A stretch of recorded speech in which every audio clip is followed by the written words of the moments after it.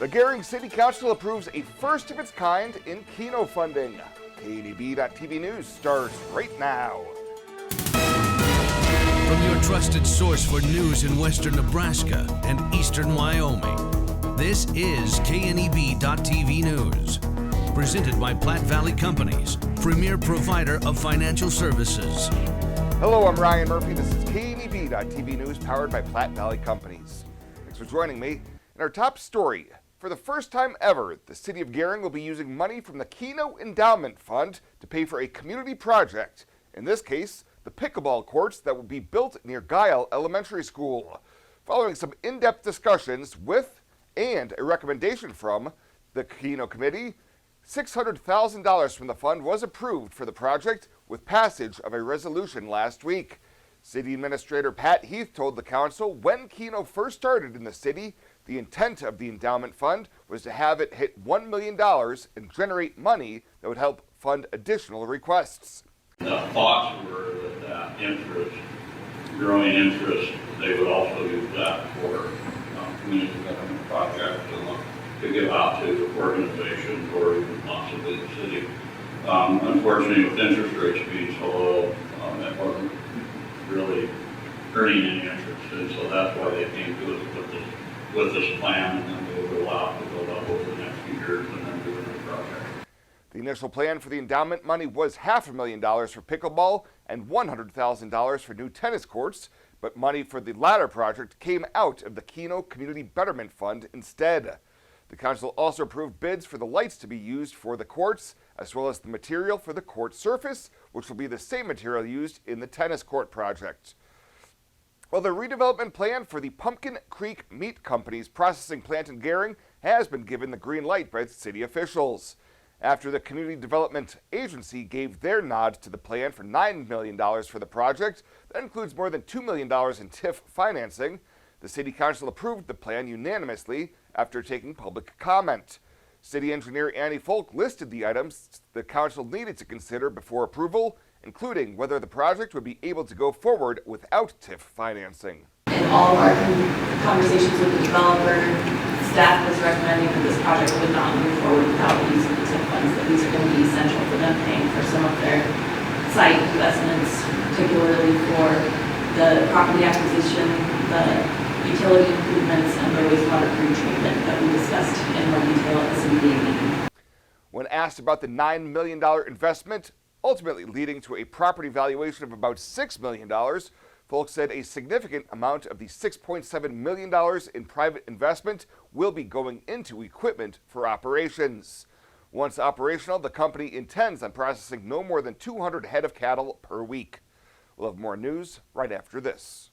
At Platte Valley Bank, we want to help you take advantage of every adventure. We know you have plans, goals, and dreams. Let us help you with them. Whether it is building, buying, or renovating, we have the home loan or home equity line of credit to fit your needs. Stop in and see us at Platte Valley Bank and let us help make your dreams a reality. You belong here. Platte Valley Bank, member FDIC, equal housing lender.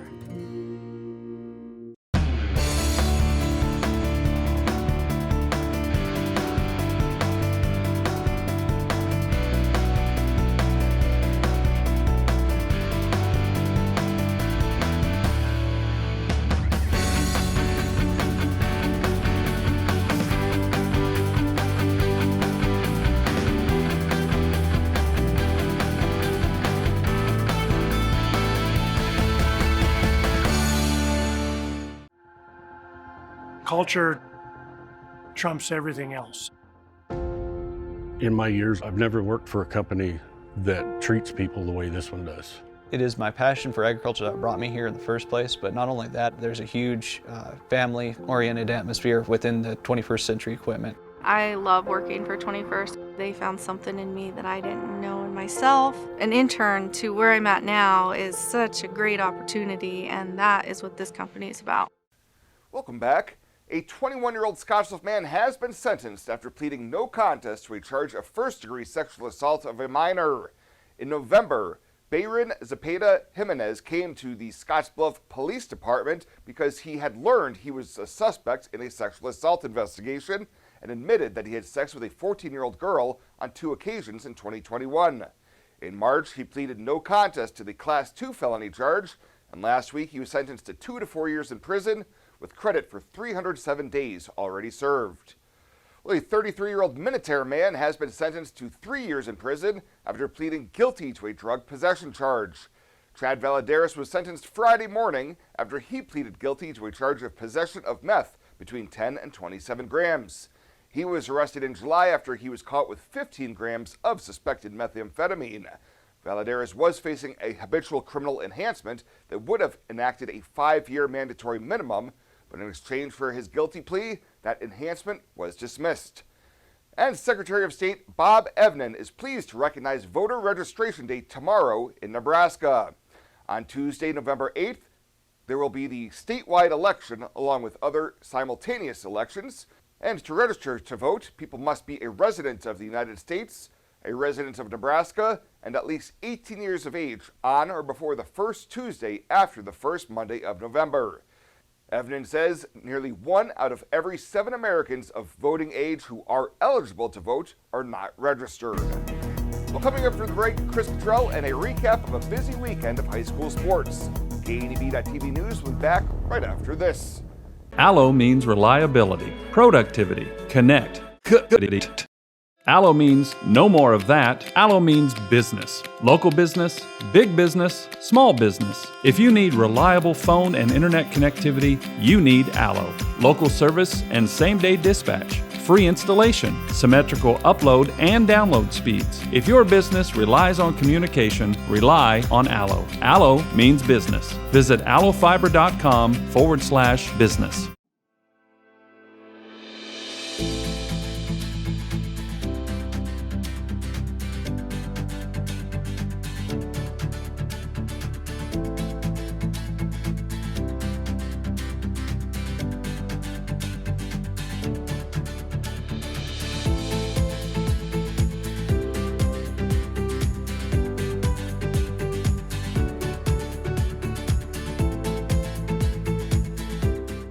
Are you looking for the perfect place to hold a wedding, family reunion, holiday office party, or business meeting?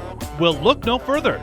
The Hampton Inn and Suites Hotel and Conference Center is just the place for you. We're a full-service banquet facility that can host up to 400 of your guests. Stop in and see our spacious open-concept meeting rooms and begin planning your special event or family gathering today. Let us do the work for you so you can enjoy your guests. For personal service, stop by the Hampton Inn and Suites front desk.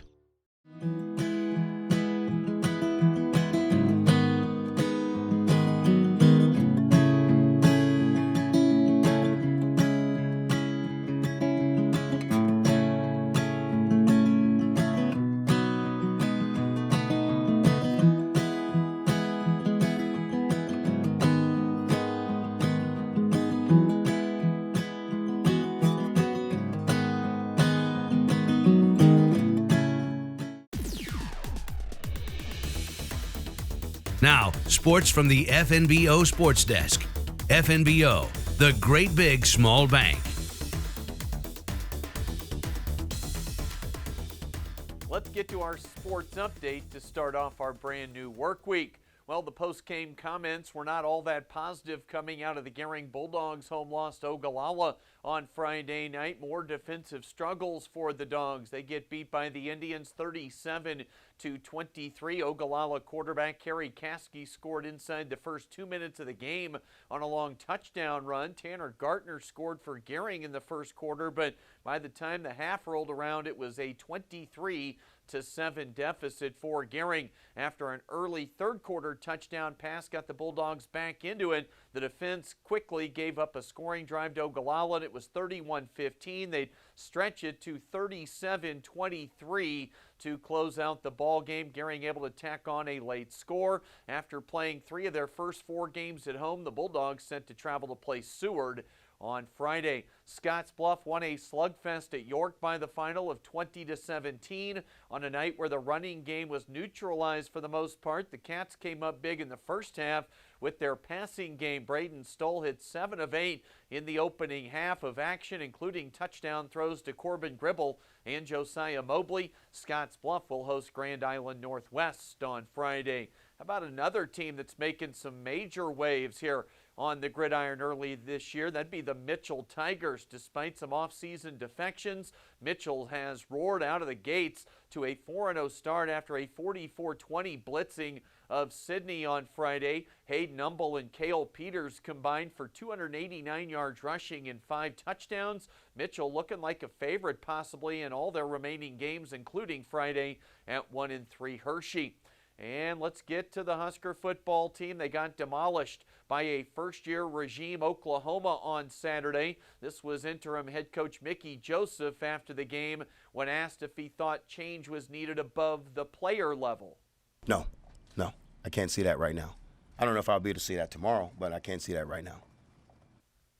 Well, he saw it Sunday morning, or at least fielded a call from Trev Alberts and then fired Eric Shenander. As the defensive coordinator was shown the door, Joseph's post-game presser was matter-of-fact, and he answered all the questions that were asked of him, including how fun his initial tunnel walk was.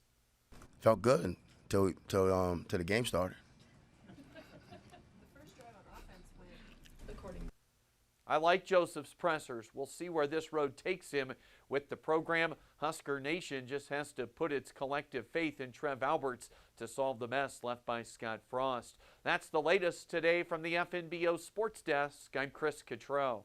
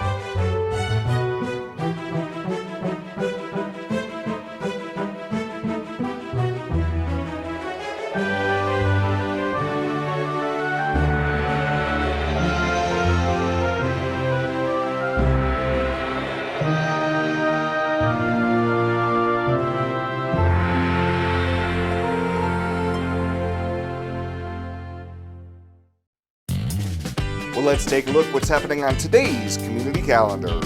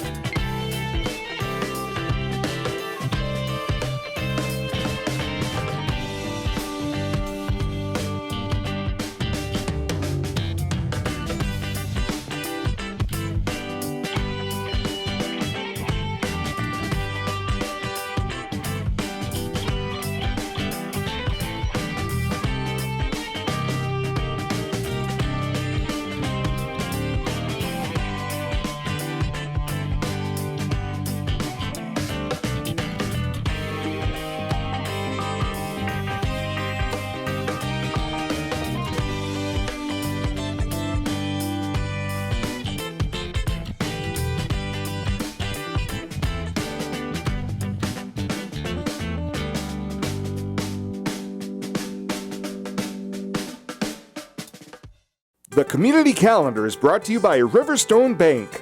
First State Bank is now Riverstone Bank.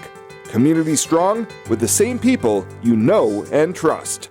Fly United Airlines, operated by SkyWest with Western Nebraska Regional Airport. United is dedicated to going the extra mile for you with daily flights to and from Denver, along with a commitment to excellent service. Reserve your flight today, and remember, United miles can be earned and redeemed with your flights. While at the airport, stop and enjoy authentic Italian food at Roma Italian Restaurant. Plus, Hertz Thrifty Car Rental is there for your car rental needs. Make life easier, relax, and get on board with Western Nebraska Regional Airport. At Platte Valley Bank, we want to help you take advantage of every adventure. We know you have plans, goals, and dreams. Let us help you with them. Whether you are just starting the business you have always imagined or looking to grow your existing one, we have a business loan to fit your needs. Stop in and see us at Platte Valley Bank and let us help make your dreams a reality. You belong here. Platte Valley Bank, member FDIC, equal housing lender. And finally tonight, the 25th annual United Way Duck Draw is in the books. And in the end, a daughter and mother walked away with the top 2 prizes.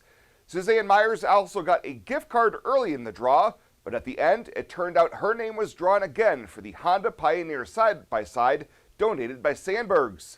Just seconds later, it was announced that Andrea Myers, Suzanne's daughter, was the winner of a new Toyota Cross donated by Team Auto Center. United Way Executive Director Karen Benzel says she was very pleased with the support from the community. This could potentially raise 25% of our entire goal. It's a huge event for us. It's a way that we're able to raise awareness and get back to the community. And the great thing about the Duck Draw is we have a lot of our partner agencies who come out and help us sell the ducks. They're here today at the Duck Draw, so it's a great opportunity to raise money and then also maybe learn about some of our partner agencies and what they're doing in the community.